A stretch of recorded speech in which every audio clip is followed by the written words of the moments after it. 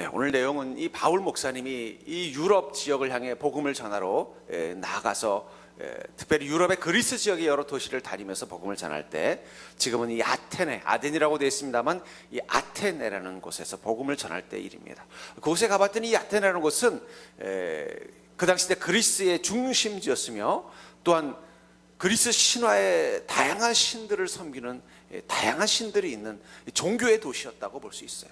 그 아테네 신들 하면은 우리가 아는 제우스부터 시작해서 수많은 신들을 섬기는, 이 마치 그 다양한 신들을 섬기는 그런 그리스 신의 가장 중심지가 이 아테네인데, 그곳에 가서 이 바울 목사님이 그들을 바라보다가 그들 중에 어떤 사람들은 알지 못하는 신이라는 이름을 가지고 어떤 신을 숭배하는 것을 보면서 그들 안에 있는 종교심을 봅니다.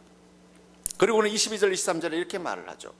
바울이 아레오바고 가운데 서서 말하되 아덴 사람들아, 너희를 보니 범사에 종교심이 많도다. 내가 두루 다니면 너희를 위하는 것들을 보다가 알지 못하는 신에게라고 새긴 단도 보았으니, 그런즉 너희가 알지 못하고 위하는 것을 내가 너에게 알게 하리라. 바울 목사님이 이 아테네 땅을 보니까 우상들을 가득 섬기고 있었지만, 그러나 그는 긍정적인 눈으로 그 땅을 바라볼 때 거기 무엇이 있었다는 거예요? 사람들의 마음 가운데 종교심이 있었다는 거예요.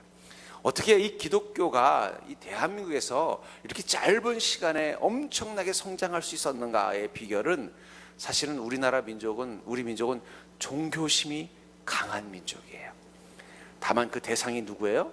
부처라든지 아니면은 여러 가지 그 샤먼적인 신들을 섬겨서 그렇지, 이 종교심이 강한 민족이 우리나라 사람들이에요. 그러니까 그 강한 종교심에 누가 들어오신 거예요? 예수님이 들어오니까 다른 사람이 된 거예요.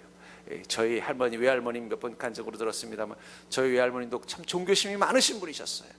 그래서 때 되면은 신들에게 절을 하는 거예요. 아침에 일어나면 부뚜막신, 또 장떡대 신한테 꼭 지성 드리고, 또 집안에 기루화목 있으면 기를 택해서 하고, 또 제사란 제사는 다 드리고, 가끔씩은 또 무당 찾아가서 굿도 하시는 그런 할머님이셨어요.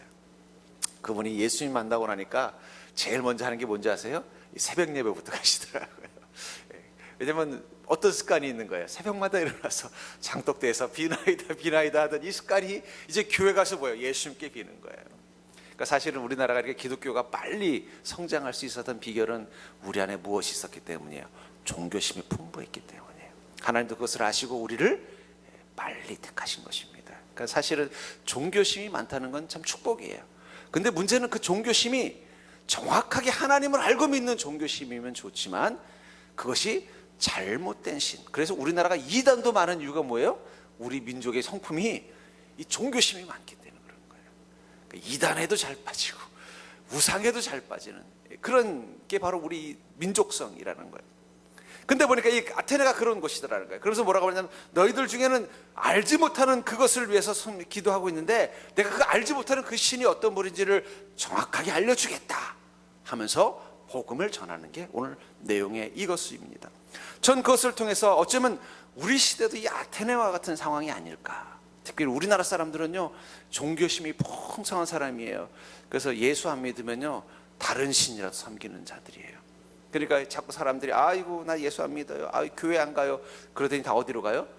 다 무당 찾아가서 굿들을 보는 거예요. 요즘은 이 강남 부자 중에 이 점쟁이들도 많대요. 왜 그렇습니까? 이게 우리 마음의 종교심 때문에 그런 거예요. 이 종교심이 많다 보니까 어떻게 돼요? 하나님을 믿어야 할 자리에 하나님 안 믿으면요, 어차피 우상이나 잘못된 신을 섬기게 돼 있어요. 그러니까 여러분들 다른 사람들에게 예수 믿으라고 복음 전하는 게 절대 신앙적인 강요가 아니에요. 그 사람들 예수 안 믿으면요, 가서 어디 이상한 귀신 섬길 수 있는 사람들이기 때문에 예수 믿으라고 하는 게 더 낫다는 거예요. 전 어쩌면 이런 시대, 특별히 이 땅에 우리 그리스도인들이, 그렇다면 우리는 정말로 정확하게 하나님을 알고 예수님 믿고 있습니까? 그게 중요하다는 거예요. 바울 목사님이 그들을 보면서 너희들은 알지도 못하는 신에게 절을 하고 있구나.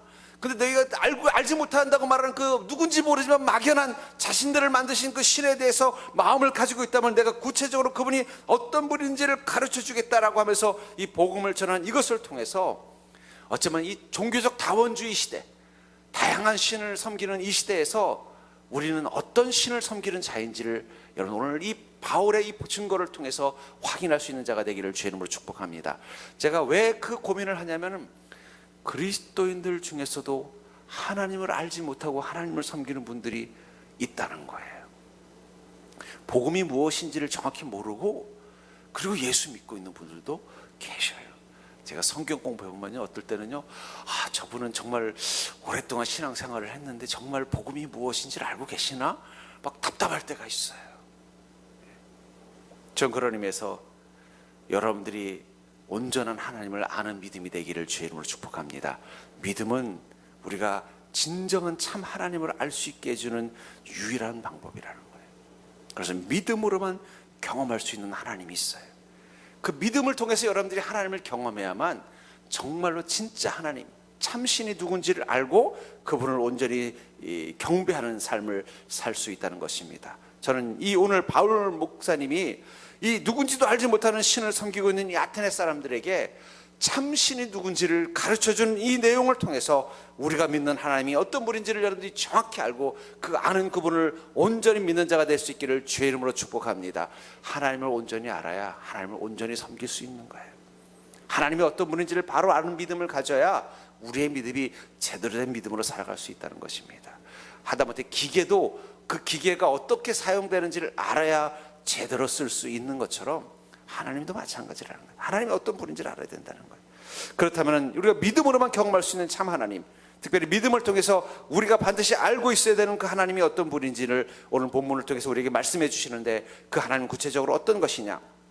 먼저 믿음은 하나님의 사랑에 반응하는 것이라는 거예요. 다시 말해서 여러분들, 우리가 만난 하나님은 우리를 향해서 사랑을 주신 하나님이라는 것입니다. 그것을 우리 믿음을 통해서 하나님의 사랑 앞에 반응한다는 것입니다. 25절을 보시면, 또 무엇이 부족한 것처럼 사람의 손으로 섬김을 받으시는 것이 아니니 이는 만민에게 생명과 호흡과 만물을 친히 주시는 이심이라. 이 아테네 사람들을 보니까 자신들이 하나님을 섬긴다고 말을 하지만 그 하나님은 구체적으로 어떤 하나님이에요?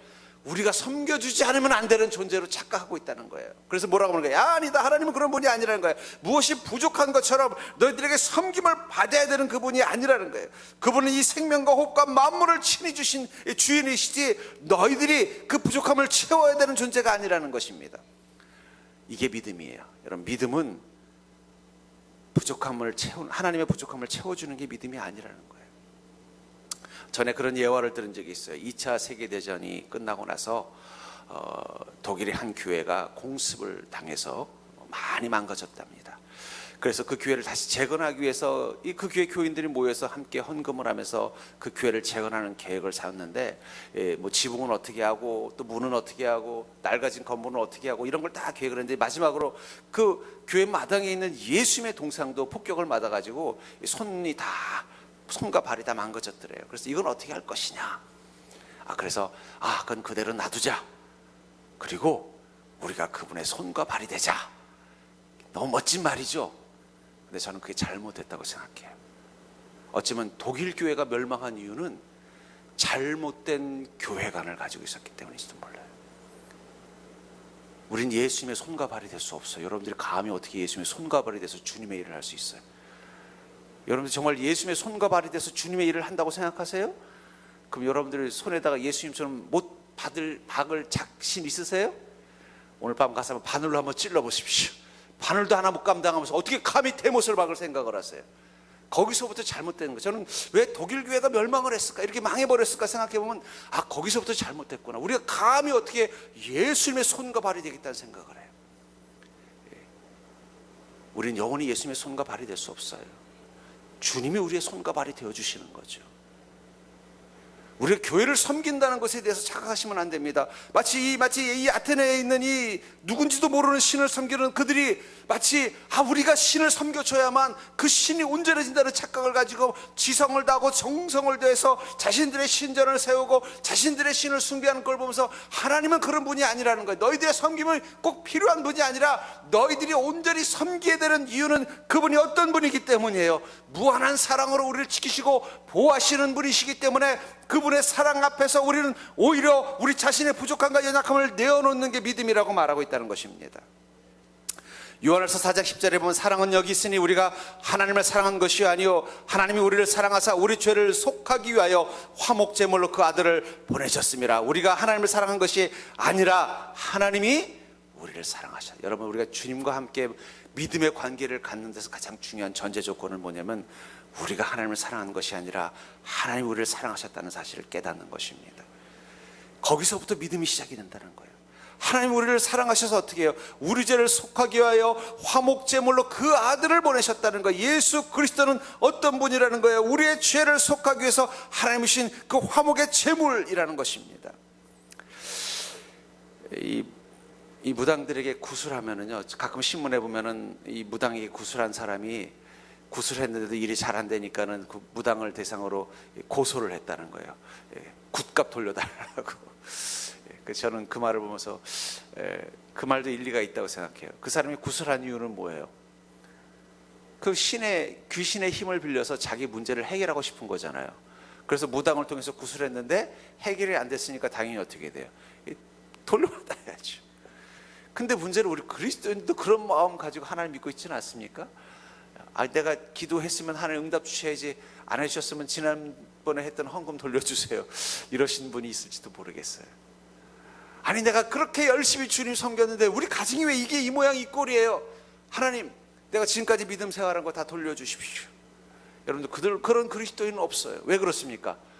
우리는 이미 예수 그리스도를 통해서 감히 감당할 수 없는 하나님의 큰 사랑의 빚을 진 자라는 것을 알기 때문이에요.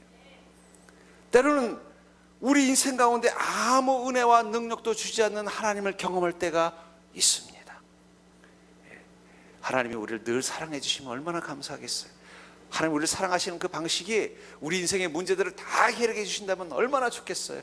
기도만 하면 막 다 응답이 되고, 가정의 문제도 철철 다 풀리고, 하는 일도 막 다 대박이 나고, 얼마나 좋겠어요. 근데 하나님 늘 그러시나요?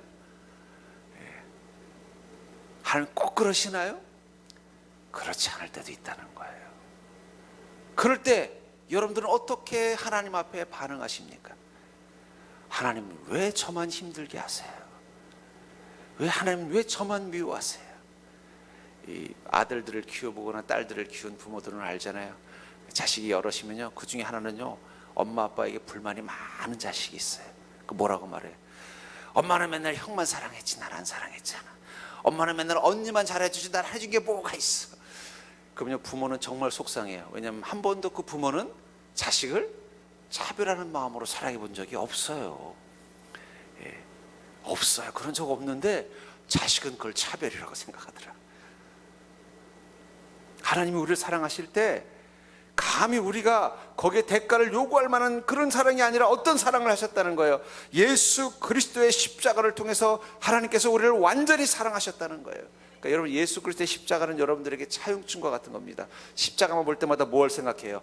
내가 갚을 수 없는 큰 사랑 빚을 주님 앞에 졌다는 것을 깨닫는 게 빚이라는 거예요. 그러니까 그 주님이 나에게 그 예수 그리스도의 십자가의 사랑 말고 또 다른 것을 옵션으로 주지 않았다고 해서 우리가 불평할 이유가 없어요. 왜냐하면 그것만으로도 우리는 충분히 빚을 졌기 때문이에요. 만약에 여러분들이 어떤 어려운 사람을 우연히 알게 됐다고 한번 가정해 볼게요. 정말 가정이 어렵고 생활이 어렵고 막 삶이 어려워서 너무 불쌍해서 그 사람을 데려다가 자기가 양자로 삼아서 뭐 정말 자기 아들들보다 더 정성껏 돌봐줘서 공부 다 시키고 다 했어요. 다 해가지고 대학까지 보내고 나중에 시집장가도 다 보내주고, 시집장가 갈 때 그래도 뭐 집은 못 사줘도 하다못해 전세라도 하라고 또 은행에 대출해가지고 다 해줬더니 그 사람이 나중에 와가지고 자기를 왜 친아들보다 안 사랑해줬냐고, 이런 거 왜 안 해줬냐고 만약에 고소하고 고발했다고 한번 가정해 볼게요. 그럼 어떤 마음이 들까요? 우리가 하는 말이죠. 머리가 먼 것은 잘해줄 필요 없다. 왜 그렇습니까? 내 자식도 아니고 버려진 코아를 불쌍해서 집에다 데려다가 정성껏 씻기고 입히고 먹이고 해서 학교 다 보내서 대학 졸업시키고 시집장가까지 다 보내줬으면 그거보다 더 큰 사랑이 어디 있어요. 근데 와가지고는 자기도 재산 달라고 하면서 자기 친아들하고 같이 막 고발해가지고 뭐 그냥 막 모함을 하고 막 이랬다면은 그게 얼마나 큰 충격이 되겠냐는 거예요. 때로는 하나님께서 우리 인생 가운데 어떠한 은혜도 보여주지 않을 때가 있습니다. 그때 나는 정말 하나님을 믿는 믿음을 가지고 있는가를 확인할 수 있다는 거예요. 이미 우리는 예수 그리스도의 십자가라는 그 차용증 앞에서 더 이상 감당할 수 없는 큰 빚을 주님 앞에 진찰한 것을 깨닫는 게 믿음이에요. 그것이 우리 안에서 나 같은 죄인을 하나님이 이렇게 구원하셔서 나에게 이런 은혜를 주셨구나, 그것 위에 다른 것을 주지 않았다고 내가 불평하고 원망할 자격이 내가 없구나, 이걸 깨닫게 만들어주는 게 믿음이에요. 그래서 어떻게 돼요? 감사할 수밖에 없는 것입니다. 여러분들 세상을 살면서 때로는 하나님이 내 인생 가운데 침묵할 때가 있을 거예요. 저는 그때 여러분들이 원망하지 않는 자가 되기를 주의 이름으로 축복합니다. 하나님이 왜 욥을 의인이라고 말했냐면 그는 자기 인생의 어려움, 다시 말해서 하나님의 은혜가 공급이 끊어졌을 때 어떻게 했다고 말하고 있어요? 입술로 범죄하지 않았다. 입술로 범죄하지 않았다는 거예요. 입술로만 범죄하지 않은 게 아닙니다. 그럼 생활로도 범죄하지 않았어요. 전 그런 의미에서 여러분들 믿음을 갖는다는 것은 하나님의 사랑 앞에 반응하는 거예요. 때로는 여러분들 하나님의 응답이 없는 시간을 힘겹게 통과해야 될 때가 있어요.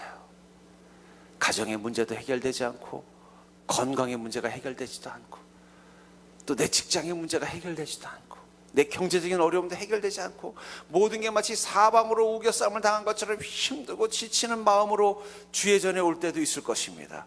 그때마다 여러분들의 믿음이 그럼에도 불구하고 주님의 사랑 앞에 감사하는 마음을 가지고 서 있는 자가 될 수 있기를 주님의 이름으로 축복합니다. 그것을 통해서 하나님이 어떤 분인지를 아는 거예요. 내 삶은 하나님의 은혜가 전혀 없는 것처럼 마른 땅 같은 그 시간이지만 주의 전 앞에 서면은 내 마음에 눈물이 생기는 거예요. 하나님, 나 같은 게 뭔데 나를 사랑하셔서 나를 위해서 십자가에 달려 죽으시고 나를 구원하셔서 내가 천국의 소망 가지고 사는 존재로 만들어 주셨습니까? 주님 감사합니다 하고 눈물 흘리면서 기도할 수 있다면 여러분들은 하나님을 제대로 알고 있는 거예요. 아까도 예와 같은 것처럼 자식들 중에 꼭 한 명은요, 부모의 사랑을 모르는 자녀가 있어요. 그래서 맨날 왜 형보다 나한테 안 해줬어, 왜 누나 언니보다 나한테 안 해줬어, 원망하는 그 자녀 보면 얼마나 속상해. 왜냐면 그 부모의 사랑을 그는 모르는 거예요. 내가 누군지 모르는 거예요. 내 자녀지만. 그러다가 그 속썩이던 자녀가 지도 애 키워보고 똑같이 자기 원망하는 자식 낳아보면요, 그때서야 깨달아, 엄마가 그런 마음으로 나를 사랑하셨구나. 근데 내가 엄마 마음에 그런 대못을 박았다니 참 내가 못나고 어리석은 인간이었구나. 그때서야 엄마가 누군지를 깨닫는 거예요. 여러분, 믿음은, 여러분들 하나님을 알게 해주는 믿음은요, 하나님이 침묵하실 때, 그때 여러분들은 하나님을 알 수 있는 기회가 있는 거예요. 막 은혜가 넘칠 때 하나님이 잘 몰라요. 막 다 잘해주면 하나님이나 저 무당인들이 하는 귀신들이나 뭐가 다른지 잘 몰라요.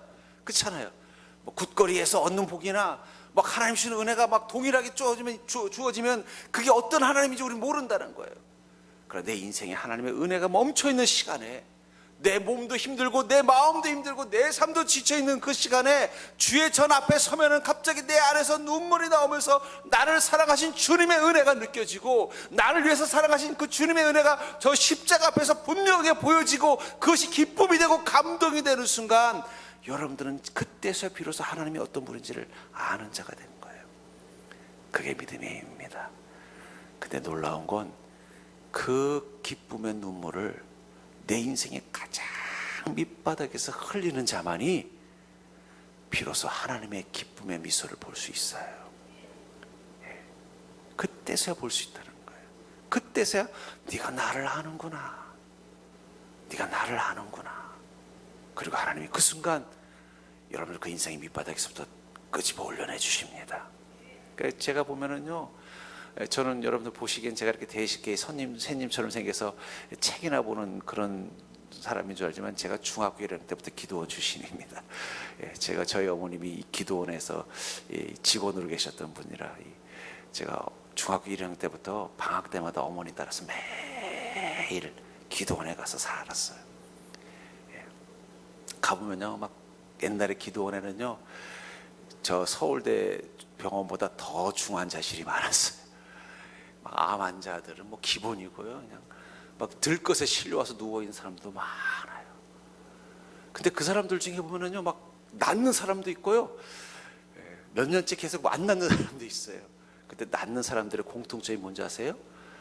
그 사람이 그 드러누워서 하나님 앞에, 그 은혜 앞에 통회의 눈물을 흘리면 다 낫더라고요. 그 안에 누워가지고 막 엉엉 울면서 막 하나님의 그 사랑 앞에 기뻐하고 감격하고 막 감동해서 들것에 누워서 꼼짝도 못하는 사람이 거기서 막 방바닥을 손으로 두드리면서 막 찬양을 하고 눈물을 흘리고 막 그러고 나면요, 나서요. 저는 그걸 많이 봤어요. 다시 말해서 자기 인생의 가장 밑바닥 속에서도 그 하나님이 나를 무한히 사랑하시는 그 사랑의 하나님인 것이 믿어지는 그 순간, 그때부터 하나님을 아는 자로 그 믿음의 힘이 나를 그 절망으로부터 끄집어 올려주는 능력이 되는 것을 경험하게 되더라고요. 그러니까 여러분들 힘들 때가 어떨 때예요? 하나님을 제대로 할 때예요. 힘들 때가 바로 그 하나님의 능력을 제대로 경험할 수 있는 것을 믿으시기 바랍니다. 아유, 목사님, 저는 벌써 오랫동안 내 삶의 이 문제가 해결되지 않았습니다. 그러면 지금 여러분들에게 필요한 건 삶의 문제가 해결되는 게 아니라 하나님을 아는 거예요. 이 절망과 고통 속에서 하나님 제대로 알게 해주시옵소서. 욥은 언제 하나님을 알게 됐어요? 자기 인생의 가장 밑바닥, 가족들이 다 죽고 온몸은 병들고 사업은 망하고 아내마저 버림받게 됐을 때, 그때서야 욥은 뭐라고 말해요? 주님, 이제 내가 두 눈으로 주님을 봅니다. 그러자 어떤 일이 났어요? 하나님이 갑절의 복으로 회복시켜줬다는 거예요. 그게 하나님의 회복의 원리더라고요. 그러니까 여러분, 힘들 때가 어떨 때라고요? 하나님을 제대로 할 때예요. 그래서 여러분들 믿음의 눈으로 그 하나님을 제대로 아는 자가 될 수 있기를 주의 이름으로 축복합니다. 두 번째로, 믿음은 늘 함께 계신 하나님을 경험하게 한다는 거. 우리가 믿음을 가지고 있어야 늘 함께 계신 하나님을 경험하는, 하나님이 어떤 분이냐, 나와 늘 함께 계신 하나님이라는 것을 알게 된다는 것입니다. 26절부터 28절을 보시면, 인류의 모든 족속을 한 혈통으로 만드사 온 땅에 살게 하시고 그들의 연대를 정하시며 거주의 경계를 한정하셨으니 이는 사람으로 혹 하나님을 더듬어 찾아 발견하게 하려 하심이로되 그는 우리 각 사람에게서 멀리 계시지 아니하도다. 우리가 그를 힘입어 살며 기동하며 존재하느니라. 너희 시인 중 어떤 사람들의 말과 같이 우리가 그의 소생이니라. 여기 하나님께서 인간들을 만드신 그 창조를 뭐라고 말하고 있어요? 한 혈통으로 만드시고 온 땅에 살게 하시고 그들의 연대를 정하시며 거주의 경계를 한정하셨다. 아담의 후손이라는 것입니다.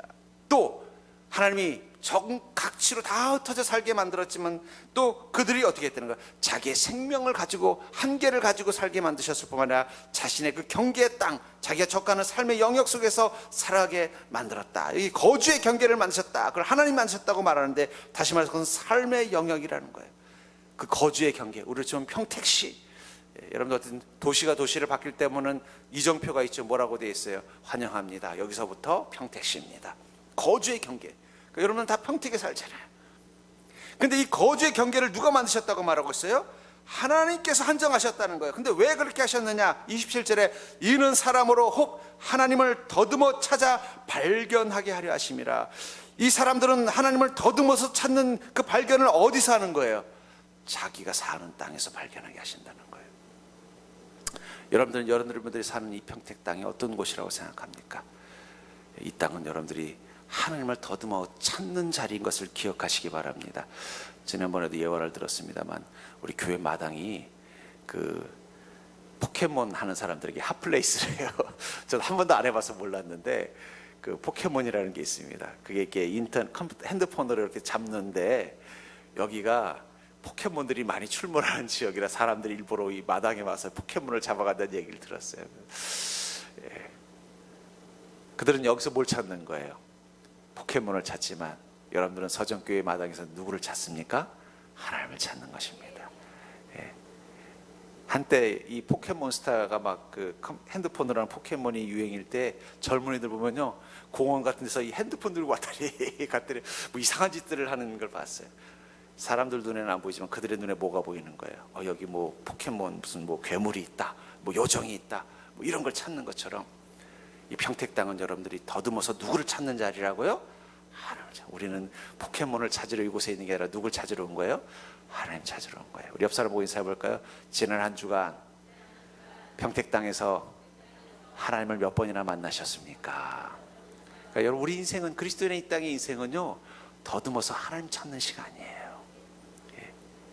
그것은 오직 믿음의 눈으로만 볼 수 있다는 거예요. 우리 일생은 하나님을 발견하는 곳입니다. 그리고 무엇보다 우리 각 사람에게서 멀리 계시지 아니하도다. 여러분들이 하나님은 멀리 계시지 않습니다. 여러분들이 어느 곳에 있든지 하나님 바로 가까운 곳에 계셔요.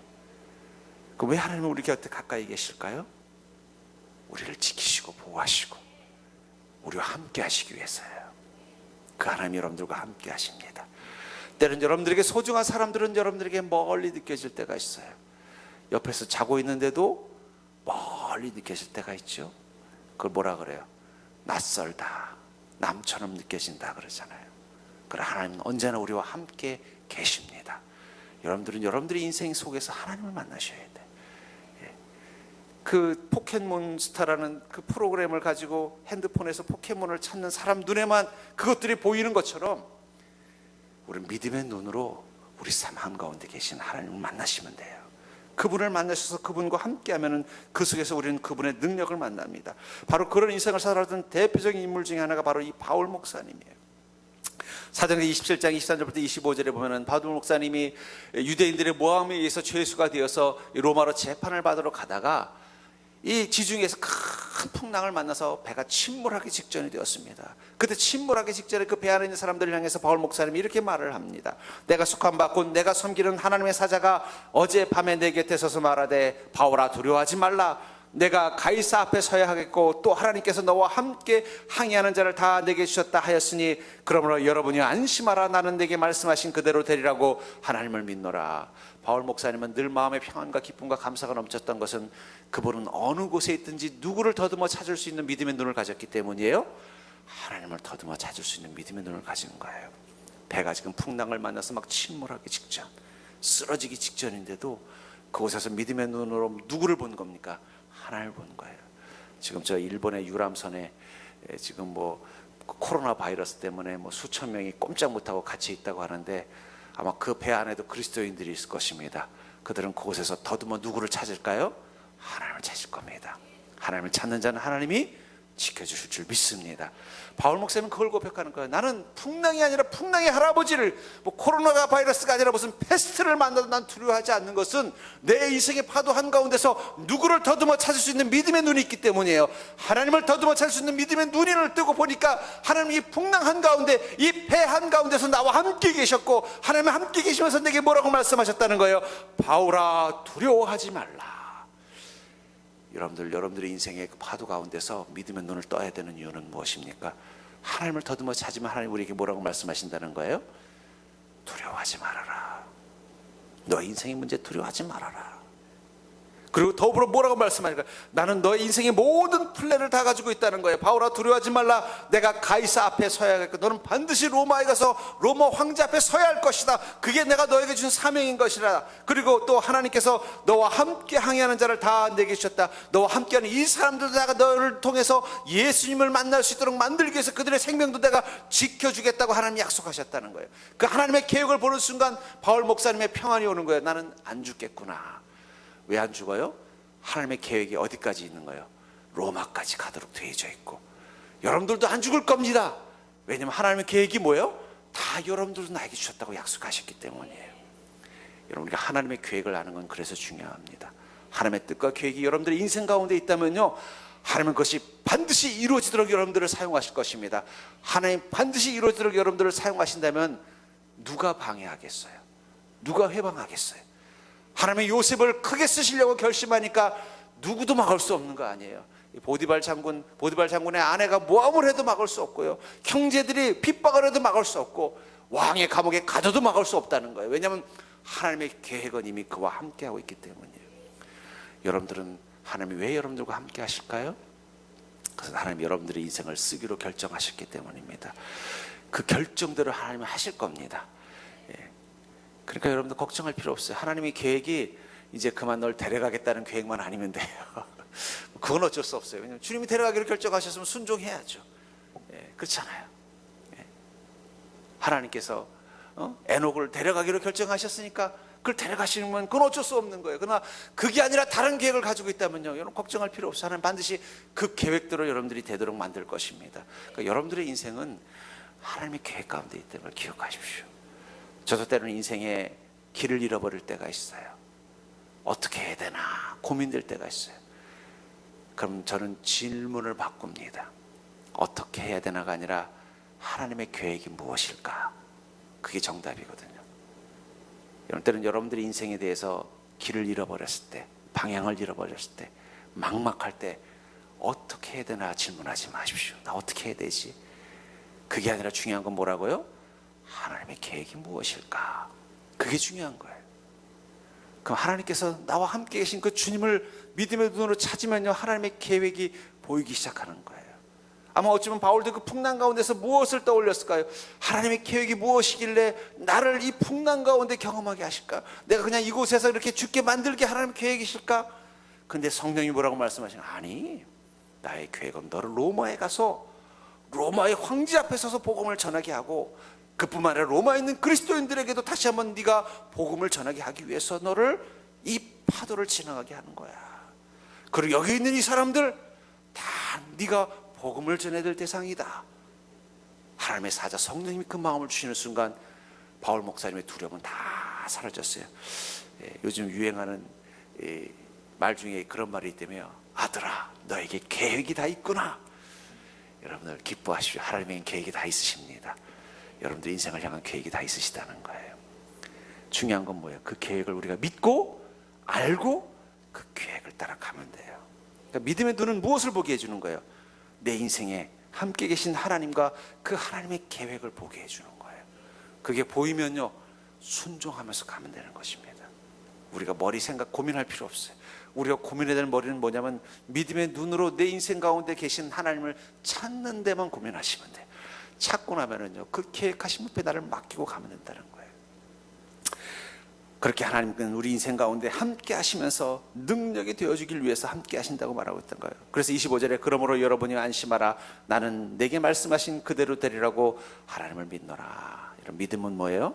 하나님이 내게 말씀하신 그대로 내 인생 가운데 이루어질 것을 믿는 게 믿음입니다. 혹시 하나님께서 여러분들을 망하게 하겠다고 말씀하신 거 들으신 분 한번 손 들어 보십시오.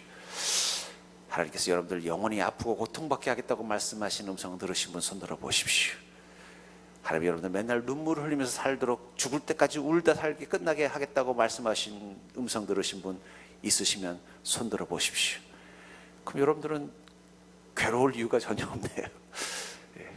하나님 여러분들을 사랑하신다는 음성 들으신 분 한번 손 들어 보십시오. 하나님이 여러분들 축복하신다는 약속을 들으신 분 한번 손 들어 보십시오. 하나님께서 너의 그 문제와 아픔을 해결해 줄 거라고 약속하신 음성 들으신 분 한번 손 들어 보십시오. 기뻐하십시오. 하나님 여러분들에게 계획을 다 가지고 계십니다. 그렇다면 여러분, 우리가 걱정할 게 뭐 있어요? 나는 믿노라. 안심하라. 나는 내게 말씀하신 그대로 되리라고 하나님을 믿노라. 여러분, 그게 믿음입니다. 하나님 여러분들 죽을 거라고 말씀하셨다면 어쩔 수 없어요. 그러나 살 것이라고 말씀하셨다면 믿고 가십시오. 하나님 여러분들 망할 거라고 말씀하셨다면 어쩔 수 없습니다. 그러나 하나님 여러분들 복 주겠다고 하셨다면 그걸 믿고 그냥 가십시오. 하나님께서 너를 그 고통과 슬픔과 절망 속에서 영원히 헤어나지 못하게 할 거라고 말씀하셨다면 어쩔 수 없어요. 그러나 하나님 반드시 내가 그 고통으로부터 너의 눈물을 닦아주겠다고 말씀하셨다면 우실 필요 없다는 거예요. 우리는 그 믿음, 그 말씀 믿고 그냥 그대로 가기만 하면 되는 거예요. 저는 여러분들에게 하나님께서 말씀하신 그대로 이루어지는 것을 반드시 목격하는 자가 될 수 있기를 주의 이름으로 축복합니다. 그 믿음의 눈을 뜨고 가면 그것이 보이고 그 하나님이 어떤 분인지를 알게 된다는 거예요. 세 번째로, 믿음은 회개를 통해서 죄의 옷을 벗는 것입니다. 우리가 하나님을 알게 될 때 우리의 믿음은요, 하나님 앞에서 우리가 죄인인 것을 깨닫고 회개함으로 우리가 오랫동안 입고 있었던 이 죄의 옷을 벗어버리게 하는 게 믿음의 힘이라는 거예요. 30절부터 31절을 보시면, 알지 못하는 시대에는 하나님이 간과하셨거니와 이제는 어디든지 사람에게 다 명하사 회개하라 하셨으니 이는 정하신 사람으로 하여금 천하를 공의로 심판할 날을 작정하시고 이에 그를 죽은 자 가운데서 다시 살리신 것으로 모든 사람에게 믿을 만한 증거를 주셨음이니라 하시니라. 이제는 어디든지 뭐라고 말하고 있어요? 사람에게 다 명하사 회개하라. 예수 그리스도를 통해서 하나님이 어떤 분인지를 알게 되었을 때 그때 하나님 우리에게 무엇을 하라고 말씀하신다는 거예요? 회개하라. 왜 회개하라고 할까요? 회개는 바로 구원의 기초이기 때문입니다. 여러분 중에 집에서 하루 종일 쉬시다 오신 분도 있고 또 바깥에서 열심히 일하다 오신 분도 계실 것입니다. 만약에 여러분들이 오늘 밤 집에 가서 푹 주무시고 내일 아침에 누구를 만나러 뭐 결혼식이나 있어서 간다고 하면은 아침에 일어나면 제일 먼저 하는 게 뭘까요? 세수하고 화장하고 그 다음에는요 옷을 갈아입고 갈 것입니다. 그렇죠? 결혼식 가는데 집에서 입는 대충 입는 잠옷 입고 가시는 분은 없잖아요. 그러면 결혼식 갈 때 입는 옷 입으려면 먼저 해야 될 일이 뭐예요? 잠옷부터 벗고 가야죠. 그렇죠? 아무리 급하다고 그냥 잠옷 겉에다가 그냥 대충 입고 가지는 않잖아요. 마찬가지라는 거예요. 에베소 4장 22절부터 24절에 보면 너희는 유혹의 욕심을 따라 썩어지 않은 구습을 따르는 옛사람을 벗어버리고 오직 너희의 심령이 새롭게 되어 하나님을 따라 의와 진리의 거룩함으로 지으심을 받은 새 사람을 입으라. 여러분 우리가 새롭게 된다는 것을 성경은 뭐라고 말하고 있어요? 새 사람을 마치 옷을 입듯이 입는 것이다. 우리가 그 말씀과 진리를 따라서 새 사람을 입는 믿음의 삶을 살아가는 그 믿음의 옷을 입기 위해서는 그 전에 해야 될 일이 뭐라고 말하고 있습니까? 유혹의 욕심을 따라 썩어져가는 구습을 따르는 옛사람을 벗어버려야 된다는 거예요. 회개는 바로 옛사람을 벗어버리는 것입니다. 그리고 그것을 뭐라고 말하고 있어요? 구습, 습관이라는 건 무엇입니까? 오랫동안 익숙해진 게 습관이에요. 이 습관은 되게 중요한 거예요. 익숙해지는 것은 바꾸기가 쉽지 않아요. 익숙해지기도 어렵지만 익숙해지면 어떻게 돼요? 바꾸는 것도 쉽지 않습니다. 그게 습관이라는 거예요. 그러니까 죄도 오래되면은요 그냥 죄를 짓고 사는 게 편해요. 죄 가운데 사는 게 편해요. 익숙해지는 거예요. 왜 우리가 예수님을 알게 되고 예수님을 통해서 성령님과 동행하게 되고 성령님을 통해서 하나님의 말씀의 진리를 알게 됐음에도 불구하고 왜 우리가 새 사람을 옷 입고 새로운 인생을 살지 못하고 하나님이 약속하신 축복을 누리며 살지 못하는 이유는 뭐냐면 아직도 벗어버리지 못한 그 구습, 내 안에 죄와 욕망의 옷을 못 벗어서 그래요. 그걸 벗어야 새 사람을 입을 수 있어요. 근데 제가 보면요 우리 그리스도 중에는요 속에다가는 옛사람을 입고 있고 겉에만 살짝 외투 입듯이 새 사람을 입은 척하고 다니시는 분들이 계셔요. 그래서 변화가 일어나지 않는 거예요. 벗어버리고 회개를 통해서 벗어버리고 새 사람을 입어야 내 삶에 변화가 일어나는 거예요. 처음에는요 그게 이상해요. 그 담배를 끊는 분들이나 마약을 끊는 분들의 공통점이 뭐냐면 이 금단 증상이라고 그러더라고요. 담배를 특히 끊는 분들이 힘든 게 뭐냐면 늘 밥 먹고 한대, 또 잠시 화장실 가서 또 한대. 이게 막 10년 20년 습관이 돼 있잖아요. 그러니까 어떻게 돼요? 그렇게 안 하면은 이상한 거예요. 밥 먹고 나서 그냥 아무것도 안 하는 것 같이 느껴지는 거예요. 남들은 그냥 밥 먹고 그냥 커피 한 잔 마시고 그냥 그냥 가볍게 그냥 산책을 하거나 조금 졸거나 이래도 아무 문제 없는 그 시간이 자기 뭔가 바깥에 나가서 잿더리를 들고 뭔가 담배를 한 대 펴야만 되는 거예요. 예. 하다못해 숟가락을 들더라도 이렇게 들어야 뭔가 안정감이 느껴지는. 그건 뭐예요? 그게 습관이라는 거예요. 근데 그것부터 깨트려져야 돼요. 그게 안 깨지면요 여전히 다시 돌아가게 돼요.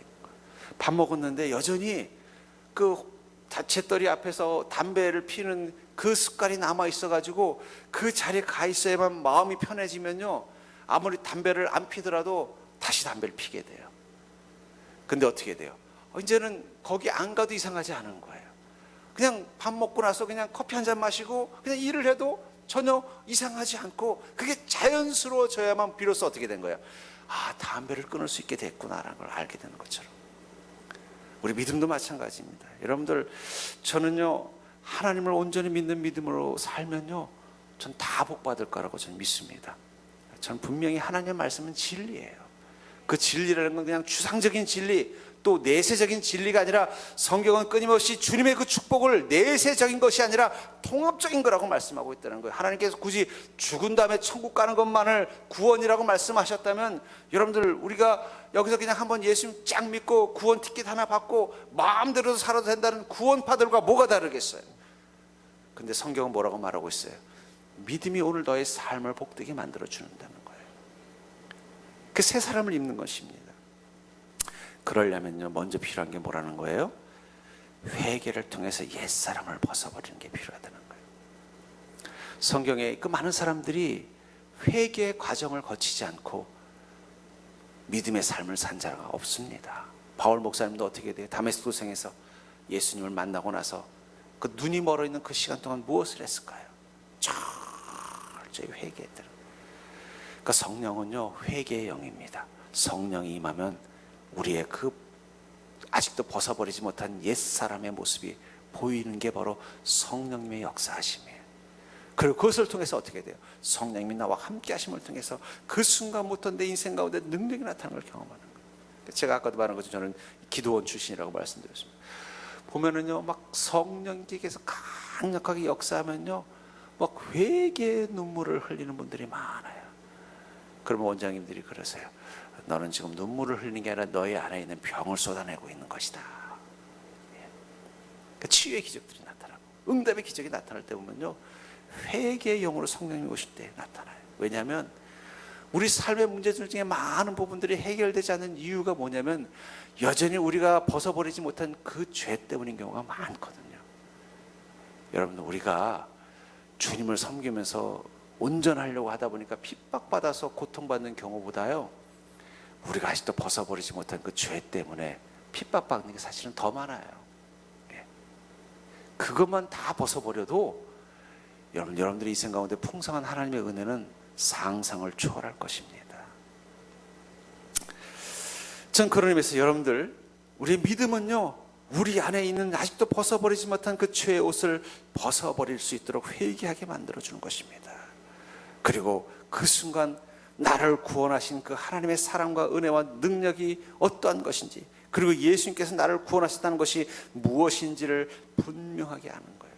그러니까 복음이 무엇인지를 아는 사람은 회개할 수밖에 없어요. 근데 회개가 없다, 그건 어쩌면 복음을 정확히 알지 못하는 사람일 수도 있다고 생각이 들어요. 저는 이 회개를 경험하지 못한 신앙을 가지고 있는 세대들을 바라보면서 그 생각이 들어요. 어쩌면 지금 세상이 요동하고 흉흉하고 그럴 때 정말 우리에게 필요한 것이 무엇일까? 그건 회개입니다. 우리나라도 그 평양 대부흥이라고 해서 우리나라의 기독교가 초창기에 엄청난 부흥을 이룰 때 출발점이 뭐냐면 평양에서 회개의 영성이 임했다는 거예요. 교회들마다 자신들의 죄를 회개하고 통회하는 막 놀라운 일들이 났어요. 우리가 부흥이라고 하면 막 하늘에 불이 보이고 그냥 막 죽은 자가 살아나고 막 이런 것만 부흥이라고 생각하지만, 우리나라가 처음 기독교가 정말 뜨겁게 성장할 때 출발점은 뭐냐면 그 교인들이 다 하나님 앞에서 눈물을 흘리면서 회개하고, 교인들뿐만이 아니에요. 평양에 있는 건달들, 깡패들이 다 회개.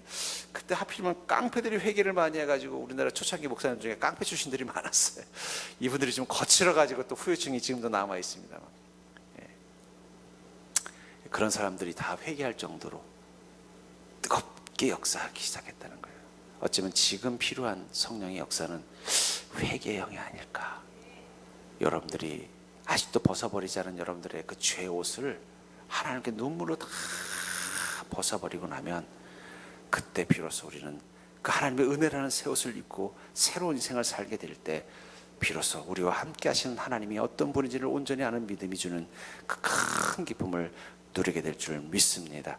저는 어쩌면 이 바울 목사님이 이 아테네 사람들을 향해서 너희들이 하나님을 알지도 못하면서 하나님을 믿으려 하는구나, 이제 내가 그 하나님이 어떤 분인지를 가르쳐 주겠다고 말씀하신 이 말씀이 어쩌면 우리 시대 그리스도인에게도 지금 필요한 말씀이 아닐까 하는 생각이 들어요. 그렇다면 사랑하는 성도님들, 여러분들 정말 하나님을 잘 알고 믿고 계십니까? 여러분들의 믿음이 하나님을 선명하게 분명하게 알게 해주는 능력의 믿음이십니까? 여러분들이 하나님을 제대로 알아야, 하나님을 아는 믿음을 가지고 제대로 믿음 생활을 해야 비로소 그 믿음의 능력이 여러분들 삶 가운데 나타나는 기쁨을 누리게 될 줄 믿습니다. 전 여러분들이 거기서부터 시작하셨으면 좋겠어요. 하나님, 제가 지금 내 인생의 어려움과 이 문제 가운데 무엇을 해야 합니까? 기초부터 시작합시다. 내 믿음부터 바로 세웁시다. 바른 믿음을 통해서 하나님부터 바로 합시다. 나와 함께 계신 하나님 앞에서 내 자신을 바로 봅시다. 여전히 죄를 벗어버리지 못하고 어리석은 마음을 벗어버리지 못했던 나를 바로 봅시다. 그리고 그 하나님 앞에 회개의 눈물로 내 죄와 어리석음을 다 내어놓읍시다. 그리고 주님의 은혜와 사랑 앞에 온전한 믿음으로 고백해 봅시다. 거기서부터 다시 시작합시다. 그럼 여러분들, 하나님이 약속하신 그 은혜와 복은 자연스럽게 하나님의 계획 가운데서 이루어져 가는 것입니다. 여러분, 나무는요 자라려고 노력해서 자라는 게 아니에요. 씨앗이 땅에 심어지면 자연스럽게 햇살과 그 바람과 비와 땅의 영양분이 나무가 되게 만들고 열매가 되게 만드는 거예요. 회개는, 믿음은 바로 여러분들을 그 땅에 심는 것과 같습니다. 저는 여러분들이 거기서부터 시작하셨으면 좋겠어요. 너무 오랫동안 내가 주님을 알고 있지 못한 것처럼 느껴지는 믿음으로 살고 있다면, 내가 주님과 함께 동행한다고 말하지만 그 주님이 어떤 분인지 잘 모르겠다, 그 답답함과 괴로움 속에서 믿음 생활한다고 하지만 도대체 그 믿음의 능력과 은혜가 무엇인지를 모르고 살고 있다면 처음부터 다시 시작합시다. 길을 잃어버렸을 때 제일 좋은 방법은요, 잃어버린 자리로 돌아가서 거기서부터 다시 가는 거예요. 그런 의미에서 여러분들의 믿음을 다시 한번 회복하고 믿음을 다시 한번 점검하는 것부터 시작하십시오. 그게 가장 빠른 길입니다. 전 여러분들이 그런 지혜로 주님과 함께 다시 시작하는 자가 되기를 주의 이름으로 간절히 축복합니다.